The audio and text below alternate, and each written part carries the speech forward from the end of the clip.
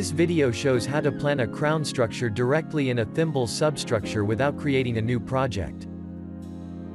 As before, thimble substructures are created using the shrinking mode. Once they are completed, when you click on Next, the software asks you how to proceed.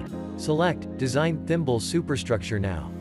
At this stage, you can set the margin lines and create the crown bottoms.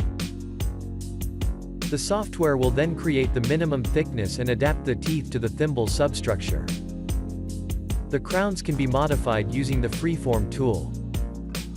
Once all changes are made, click Next to merge the design.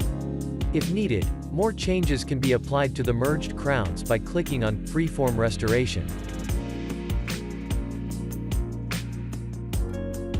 When everything is done, click Finalize to conclude the design.